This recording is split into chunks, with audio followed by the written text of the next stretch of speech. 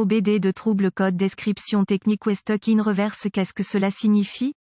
Il s'agit d'un code d'anomalie de diagnostic DTC du groupe motopropulseur générique et s'applique généralement aux véhicules OBD2 équipés d'une transmission automatique. Cela peut inclure, mais sans s'y limiter, les véhicules de Volkswagen, Audi, Nissan, Mazda, Ford, etc. Bien que génériques, les étapes de réparation exactes peuvent varier selon l'année, la marque, le modèle et la configuration du groupe motopropulseur. Pour l'anecdote, ce code est plus communément vu sur les véhicules VW et Audi, alors que nous conduisons nos véhicules. De nombreux modules et ordinateurs surveillent et ajustent une grande quantité de composants et de systèmes afin de rendre le fonctionnement du véhicule fluide et efficace. Parmi ces composants et systèmes, vous avez la transmission automatique AT. Dans la T seule, il existe d'innombrables pièces mobiles, systèmes, composants, etc. Pour maintenir la transmission dans le bon rapport selon les exigences du conducteur, le TCM, Transmission Control Module, est une autre partie importante de l'ensemble. Sa fonction principale est de surveiller,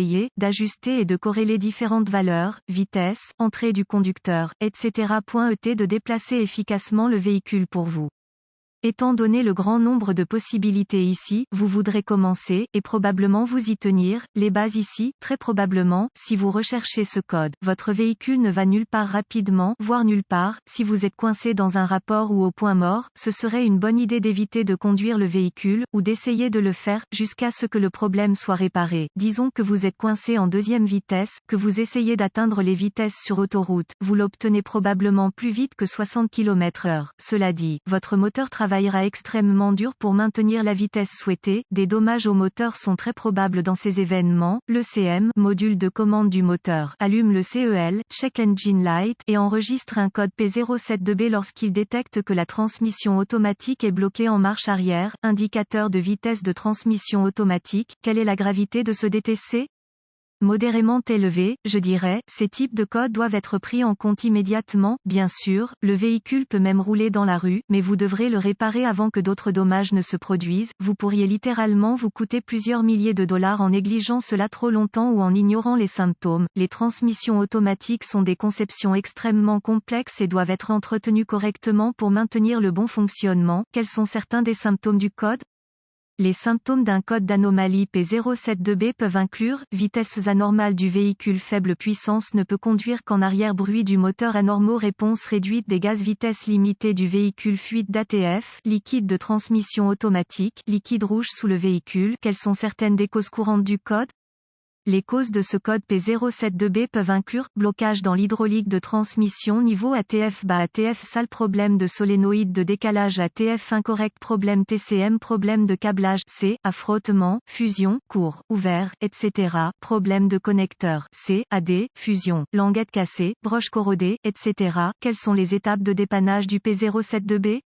Étape de base N-1, vérifier l'intégrité de votre ATF, automatique transmission fluide, à l'aide de la jauge, le cas échéant, vérifier le niveau de la T avec le véhicule en marche et en stationnement. Cette procédure varie considérablement d'un fabricant à l'autre. Cela dit, ces informations peuvent généralement être trouvées assez facilement avec le manuel de service dans le tableau de bord ou parfois même imprimées sur la jauge elle-même.